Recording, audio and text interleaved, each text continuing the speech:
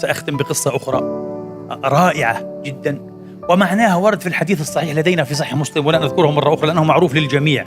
عبدي مرضت فلم تعدني، عبدي استطعمتك فلم تطعمني، إلى آخر الحديث الجميل من أجمل الأحاديث على الإطلاق.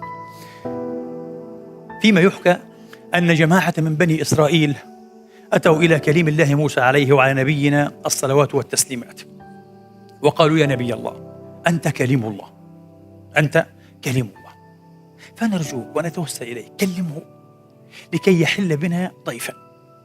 قال: ماذا؟ قالوا: ضيفا على مأدبة غداء، نريد أن نكرم الله الذي أكرمنا دائما، لم نعلم منه إلا الكرم، لم نرى منه إلا الكرم، نريد أن نكرمه، هل جزاء الإحسان الإحسان؟ فاستبدت ثورة غضب بموسى: كلا كلا، صهن، أيها الجهلة، أيها المجدفون، الله غني عن الطعام والشراب ولا يحضر المآدب. وانصرف مغضبا عليه الصلاة وأفضل السلام.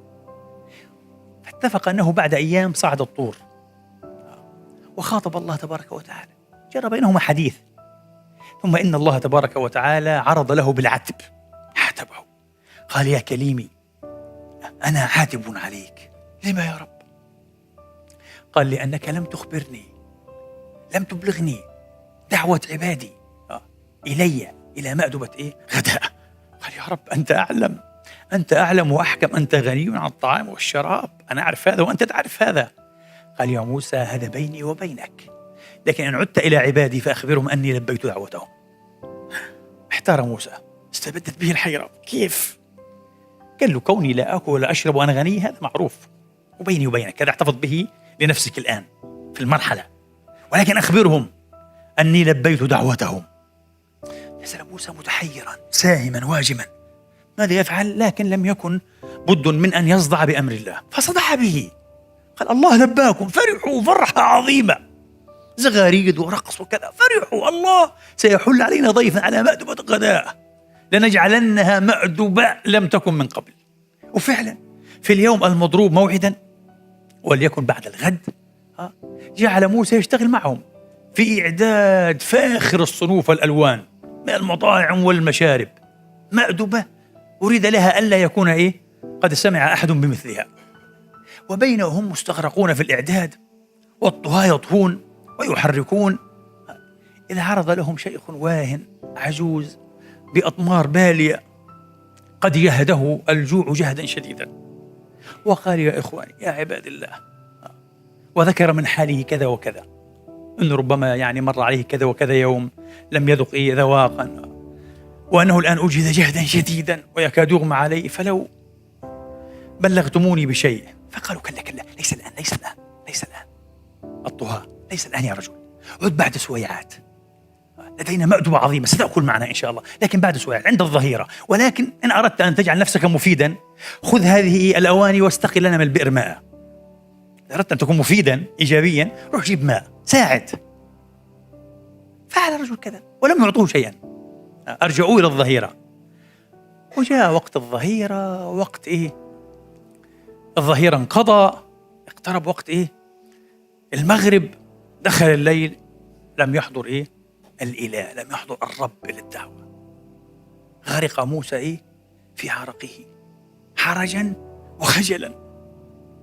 ومن صبيحة اليوم التالي ذهب إلى الطور، قال: يا رب، أحرجني الموقف أمس حرجا شديدا، حتى صرت مظنة تكذيب في أخباري.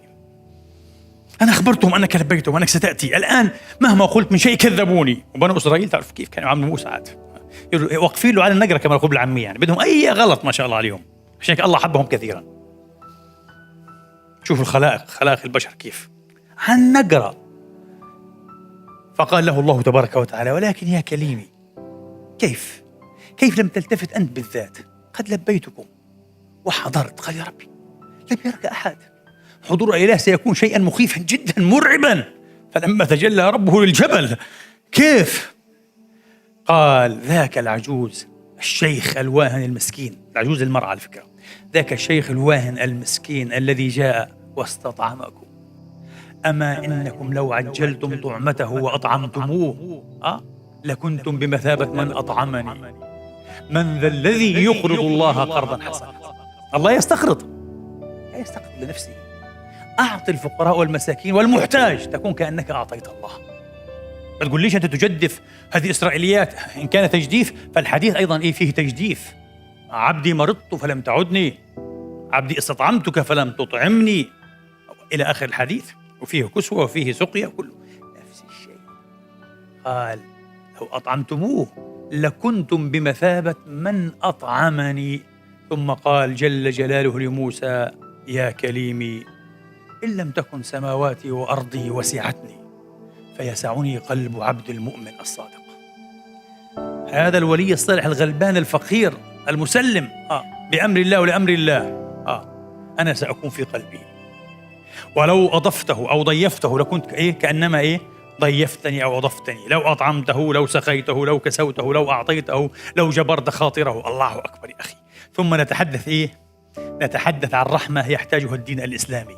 هذا دين الرحمة، كله رحمة، مبدأه رحمة، هو رحمة حتى الجوهر والقلب والنخاع منه. اللهم ارحمنا برحمتك الواسعة التي رحمت بها كل شيء، برحمتك يا أرحم الراحمين.